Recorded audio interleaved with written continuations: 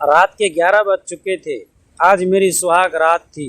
शादी की जोड़े में सज धज कर मैं कमरे में बैठी अपने पति जी का इंतज़ार कर रही थी। इंतज़ार करते करते रात के लगभग 1 बज चुके थे। कुछ देर के बाद मेरे कमरे का दरवाज़ा खुलता है और कोई मेरे कमरे में दाखिल हो जाता है। जब मैंने अपनी नज़रें उठाकर देखा तो मेरे होश ही उड़ गए, क्योंकि अंदर आने वाला इंसान मेरा पति नहीं बल्कि मेरा ससुर था। वह शराब के नशे में पूरी तरह से डूबा हुआ था। मुझे वह इंसान कम और हवस का पुजारी ज़्यादा लग रहा था। फिर वह धीरे धीरे आगे बढ़ा और मेरे बेड के ऊपर आकर बैठ गया और मुझे अपनी हवस भरी नज़रों से देखने लगा। फिर उसने मेरे साथ जो किया उसकी तो आप कल्पना भी नहीं कर सकते। आज मैं आपको अपनी ज़िंदगी की अनोखी कहानी सुनाने जा रहा हूँ।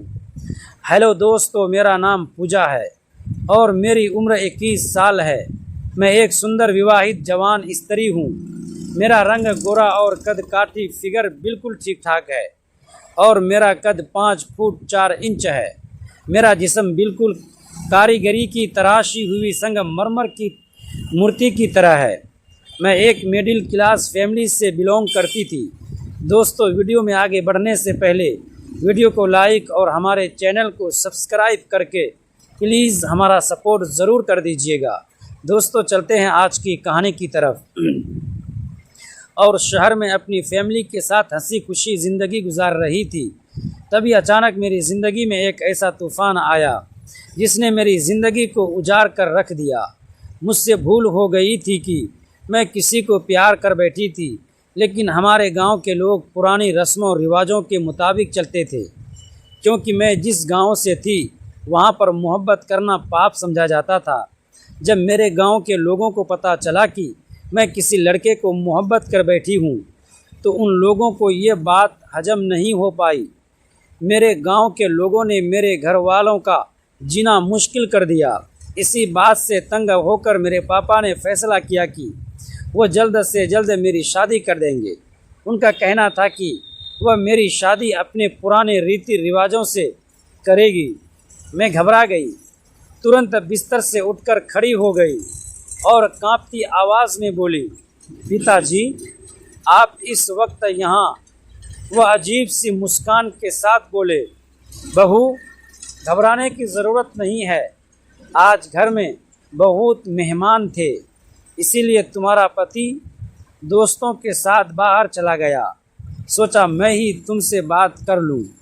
उनकी बातें सुनकर मेरे मन में डर बैठने लगा। मैंने धीरे से कहा, आप बाहर जाइए, मैं ठीक हूँ। लेकिन वह कमरे के अंदर और आगे बढ़ने लगे। मेरा दिल ज़ोर ज़ोर से धड़कने लगा। मुझे समझ नहीं आ रहा था कि क्या करूँ। तभी मुझे अपनी माँ की एक बात याद, मुश्किल समय में डरना नहीं है, समझदारी से काम लेना है। मैंने तुरंत अपने पास रखा मोबाइल उठाया और अपनी ननंद को फ़ोन लगाने का नाटक करते हुए ज़ोर से कहा, दीदी, ज़रा मेरे कमरे में आ जाइए। मेरी बात सुनते ही ससुर थोड़ा घबरा गए। तभी बाहर से किसी के कदमों की आवाज़ आई। शायद सच में कोई जाग गया था। उन्होंने तुरंत दरवाजे की तरफ कदम बढ़ाए और जाते हुए बोले, किसी से कुछ मत कहना, तुम गलत समझ रही हो।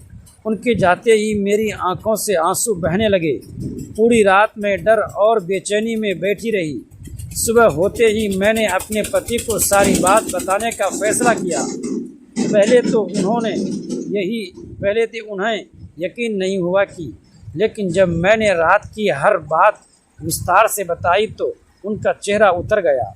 कुछ देर चुप रहने के बाद उन्होंने कहा, अगर ये सच है तो मैं तुम्हारे साथ हूँ। उस दिन पहली बार मुझे लगा कि डर कर चुप रहने से गलत लोगों की हिम्मत बढ़ती है। मैंने साफ कह दिया कि अब मैं उस घर में तभी रहूँगी जब मेरी इज्जत और सुरक्षा की गारंटी होगी।